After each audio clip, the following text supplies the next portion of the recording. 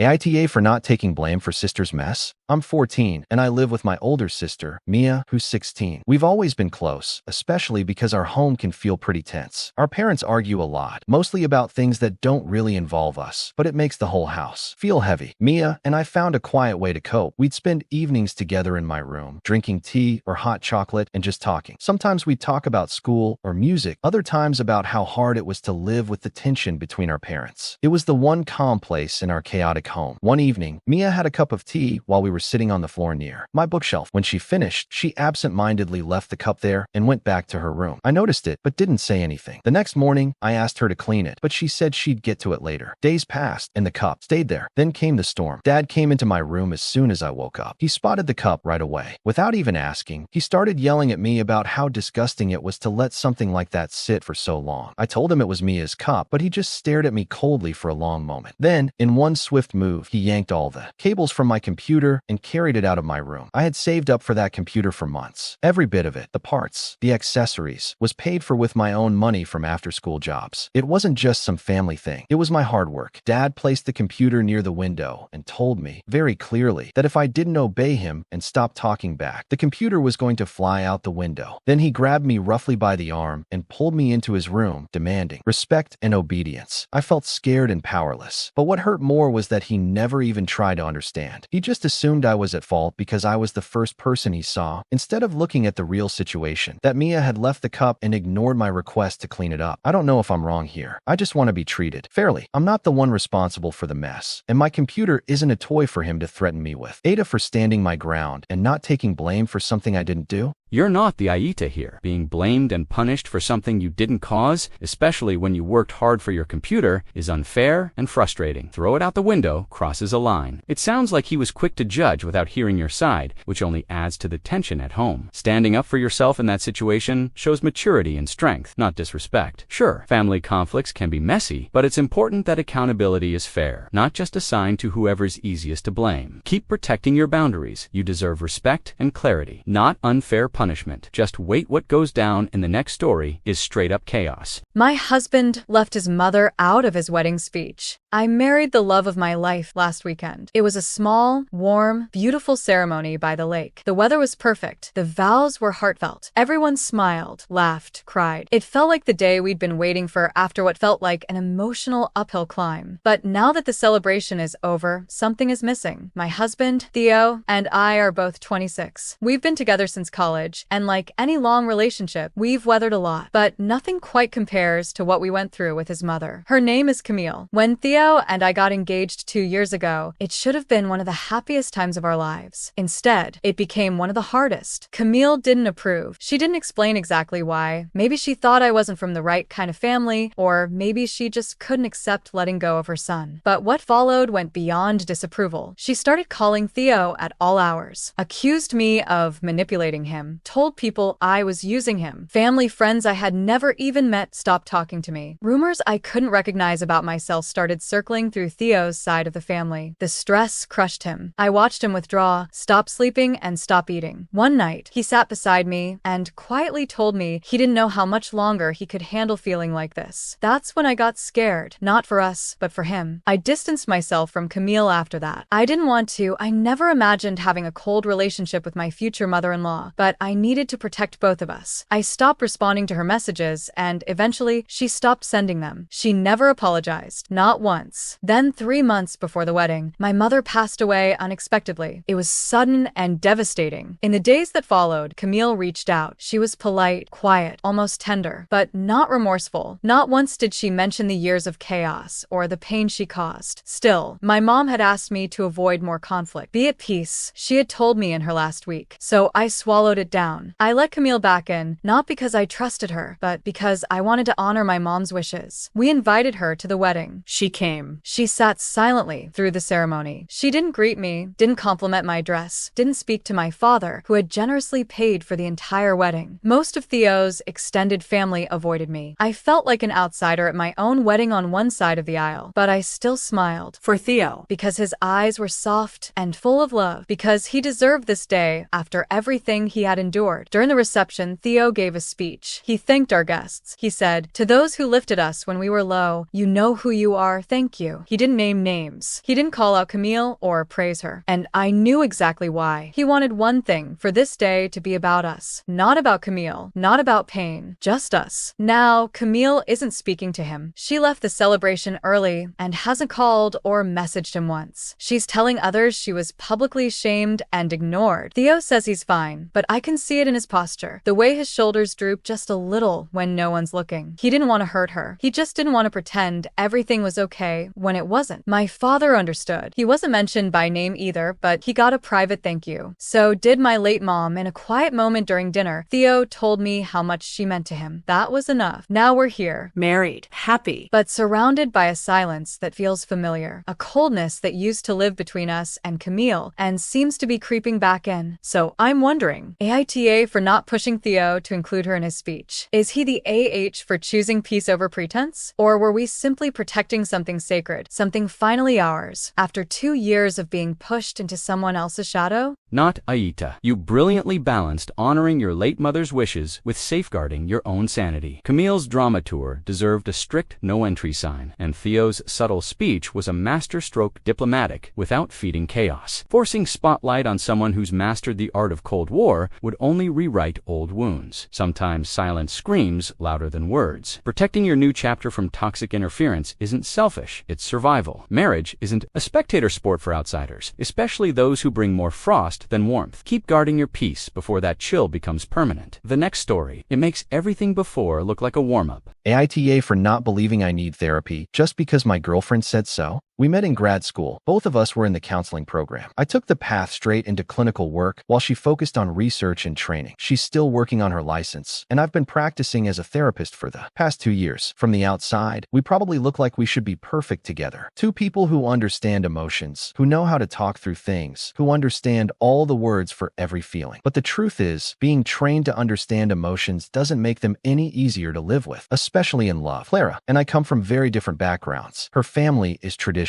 And though she's very independent now, there's always been an invisible line she can't cross with them. For most of our relationship, I've been a secret from her parents. She says they wouldn't understand, that they wouldn't approve of her dating someone outside their culture. I told her from the beginning that I respected her decision, that I wouldn't pressure her to reveal anything before she was ready. But secrets take up space. They don't just hide things, they also grow roots. They push into how we move, how we talk, what we choose to share. And slowly, over time, the weight of that secret started to shape how we live. When she goes on trips with her friends, long weekends in the mountains, or nights out in the city, she doesn't have to explain anything. But when it comes to spending time with me, things get complicated. She needs a reason, an excuse, an alibi. And I get it, I do. But sometimes it stings. Not because I'm angry with her, but because I wish we lived in a world where she didn't have to choose like that. A few nights ago, Clara came back from a week-long trip with her friends. I missed her. I thought about her every day. I was careful not to message too much or ask too many questions. But when she got back, I told her gently that I'd felt a little sad while she was away. Not because she did anything wrong, but just because I miss sharing things with her. I tried to say it softly, late at night, after she got home. Maybe too late. She was tired. She'd had 2 long bus rides in the heat and had just spent the day with some of my extended family, whom she doesn't know that well. She didn't take it well. She told me she hadn't missed me on her trip, that all her needs had been met, and she hadn't even thought about me. She said she only really missed me when life felt boring. That hearing my sadness made her feel guilty for having fun, that she shouldn't have to feel bad for enjoying her own life. Then she looked at me and said, "If you're this upset because I didn't miss you, you need help. Get therapy. I'm begging you." It wasn't the first time she said that. She's told me to get therapy before, usually after I say or do something that embarrasses her, like when I talk too loud in a restaurant, or wear mismatched socks, or hold her bag in a way that feels too noticeable. I try not to take it personally. I know she's under pressure from her own world, but something about the way she says it, it doesn't feel like concern. It feels like a verdict. The truth is, I don't think I need therapy. Not because I think I'm perfect. I'm not. But because I am a therapist and I know what therapy is for. I know how it works. I use the tools every day. I journal. I reflect. I ask myself hard questions. I sit with discomfort. I practice accountability. And when I make mistakes, I name them. I don't think I'm resistant to help, but I don't believe therapy should be used as a punishment or as proof that I'm doing the emotional work. I don't think that's fair. And yet, I can't shake the feeling that Clara won't believe I'm trying until she sees something that costs money. Something with a receipt. I'm not opposed to therapy. therapy. I believe in it deeply. I just don't believe this is the reason to go. Not because someone says I'm broken, but because I feel like I've lost my way. And right now I don't feel that. Still, I'm wondering if I'm being stubborn. Am I so sure I'm self-aware that I've stopped being willing to look again? I hurting Clara without realizing it, simply by not agreeing to show my work? Or is it possible that we're standing on two different sides of something deeper? A conflict not about therapy or socks or public embarrassment, but about how we feel love and what we're willing to accept from each other. So here I am, asking honestly, AITA for not thinking I need therapy, even though my girlfriend keeps insisting I do, because I want to love her better. I just don't want to lose myself trying to prove that I'm already doing the work. Clara's insistence on therapy as a scoreboard feels less like care and more like judgment. Self-awareness isn't a trophy to display. It's a quiet, ongoing effort, something you already practice. Refusing to attend sessions to satisfy someone else's checklist isn't stubbornness. It's self-respect. Maybe the real issue isn't therapy itself, but different love languages. Clashing, one seeking reassurance, the other valuing independence. Expectations are keep clarifying what you need without losing your identity you think you've seen wild. The next story laughs in insanity. AITA for not including my fiancé's twin sister in my wedding party. I'm getting married to Jonah next spring. We've been together for 4 years. It's been a calm relationship, no big drama until now. Jonah has a twin sister named Mira. They're very close, like shared a bedroom till they were 10 kind of close. But Mira and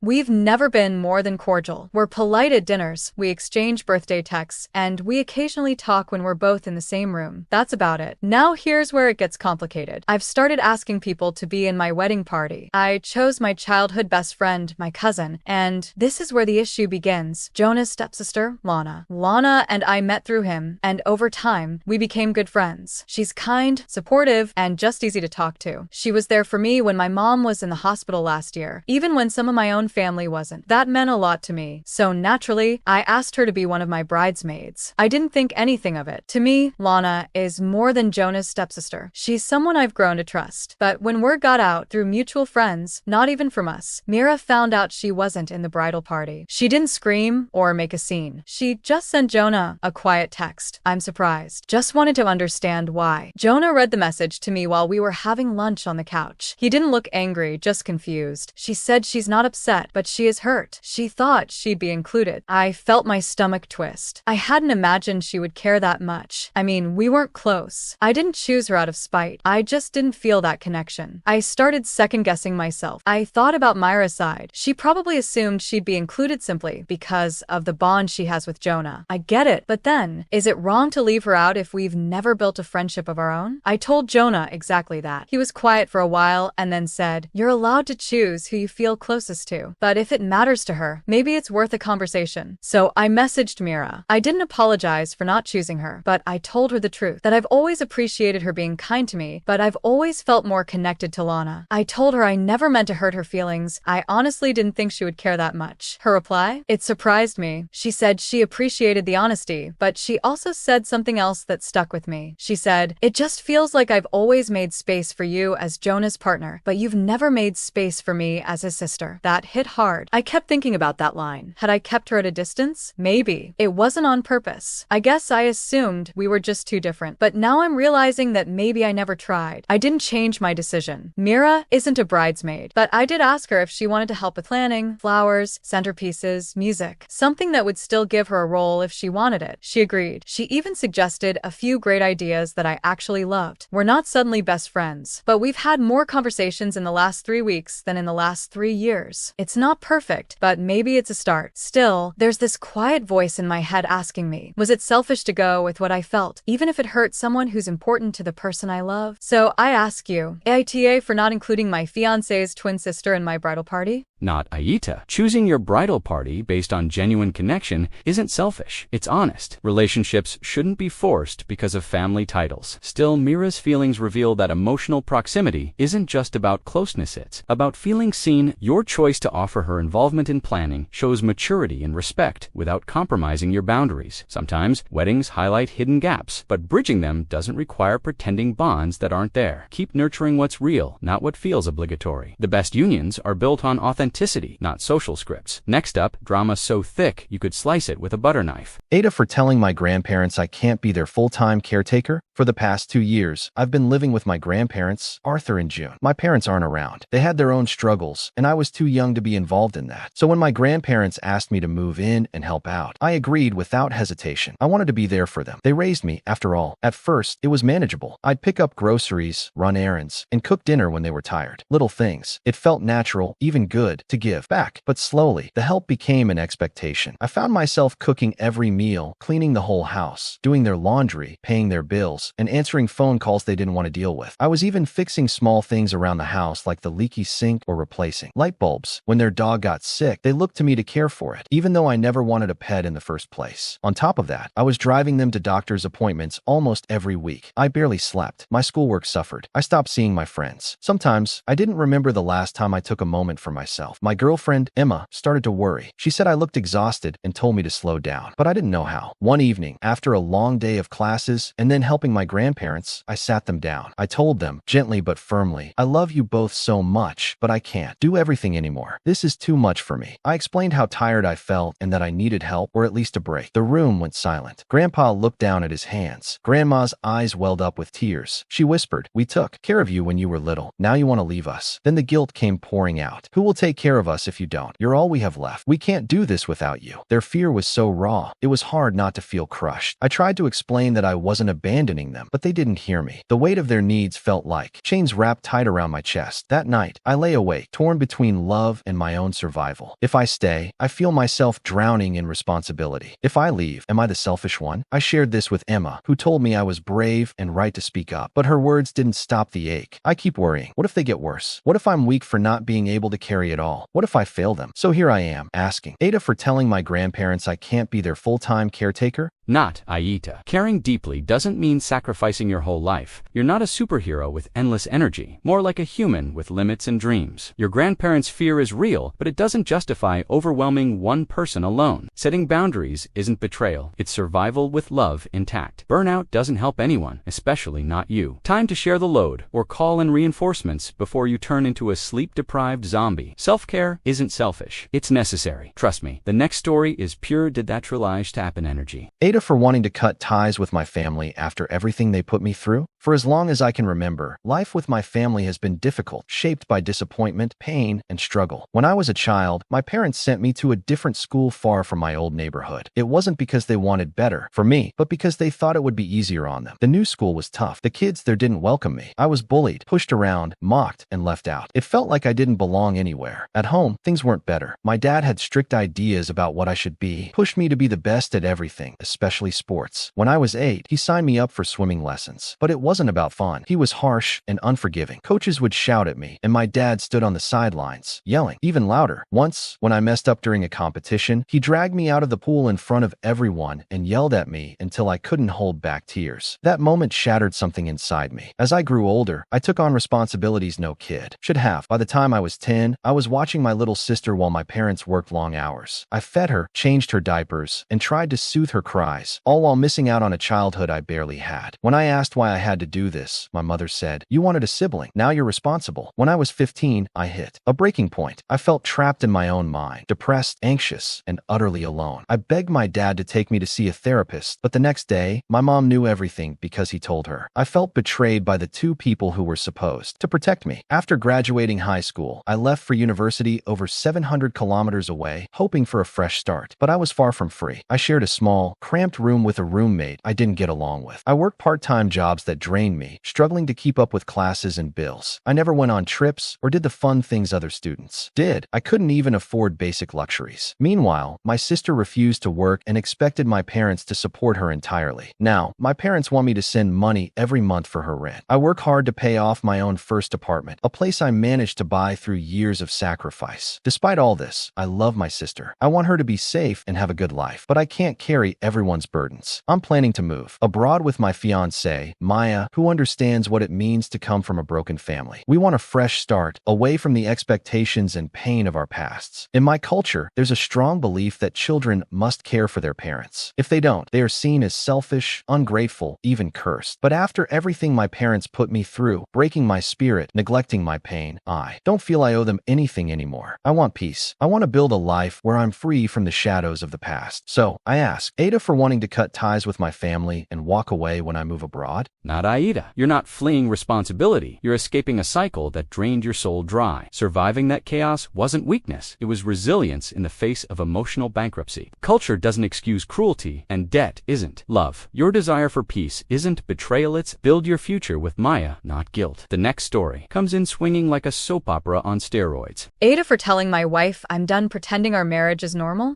I've been married to my wife, Lydia, for nearly 8 years. On paper, we look stable, 2 people with good jobs, no kids, a tidy house in a quiet neighborhood. But inside that house, I felt like a stranger, not just lately. For most of the marriage, when we were dating, Lydia seemed reserved but sweet. She wasn't big on physical affection, but I figured she just needed time to open up. I was patient. She said she had some trauma in her past, and I didn't want to push her. I told myself, love is more than just physical closeness. I believed it. When we moved in together, nothing changed. In fact, things grew colder. We never kissed. She'd pull away when I tried to hold her hand. When I asked if everything was okay, she'd give a vague smile and say, "It's not you. I'm just tired." Always tired. Still, I waited. Thought marriage might be a fresh start. Something symbolic that would bring us closer. But on our wedding night, she told me she had a migraine and wanted to sleep. I sat on the couch in our hotel room with the untouched champagne bottle and just stared at the wall. I didn't sleep much that night, or the next one, or the one after that. Months passed, then years. There were no date nights, no surprises, no private jokes, no shared moments that made me feel like a husband. And every time I tried to talk about it, Lydia would say I was making her feel pressured, that I was being unfair. I remember one time I said, "I just want to feel close to you. Is that so wrong?" She looked at me like I was asking for something impossible. Then she started saying I was obsessed, that I didn't understand her, that I wanted to change her. And slowly, I began to believe her. I stopped asking for anything. I stopped talking about my needs at all. I convinced myself that maybe I was too emotional. Maybe I was being selfish. So I did what I thought a good husband should do. I worked longer hours. I took over the house chores. I cooked. I remembered her mom's birthday. I kept her car serviced. I let her rest when she needed. I let her breathe. But I never got anything back. Not a kiss. Not a touch. Not a thank you. She stopped even looking me in the eyes. One day last year, I caught myself searching, can a marriage survive without intimacy? At 3 a.m. I read stories of couples who found new ways to connect or found compromise. But Lydia wasn't willing to try anything. Therapy, medication, talking openly, none of it. Every idea I brought up, she shut down. She said I was being dramatic, that marriage isn't about lust, that I was like a teenager who only cared about one thing. But it wasn't about that. It was about feeling invisible. So I stopped trying. I stopped making dinner. I stopped asking if she needed anything. I started eating out by myself after work. Sometimes I'd stay at a diner until it closed, just so I didn't have to go home and pretend we were okay. And recently, she noticed. She asked why I was acting cold. I told her the truth, that I feel like I've been living with a roommate who doesn't like me, that I'm tired of pretending, that I've run out of ways to show love to someone who refuses to show any back. She looked stunned. She said I was cruel, that I was abandoning her, that I'd given up on her when she needed patience most. But I've been patient. I gave her 7 years of my life, and I've never once felt like a husband. Now I'm thinking about leaving. I don't even know what I'm mourning because I never really had a marriage to begin with. I mourn the idea of love. I mourn the man I thought I'd get to be. Someone loved, someone wanted, someone who mattered. But part of me still wonders, am I being too harsh? Should I have tried harder? Did I fail her? Or am I finally choosing myself? So, AITA? Not AITA. You didn't abandon your wife. You abandoned the illusion that waiting forever would fix what never began. You weren't asking for moonlight serenades or Hollywood sparks. You wanted to be seen, held, chosen. That's not shallow, it's human. 7 years of silent rejection isn't devotion, it's erosion. Lydia didn't need perfection, but she refused participation. You didn't fail, her you disappeared, trying to save her. Choosing yourself isn't harsh, it's overdue. You're not heartless, you're heart-starved.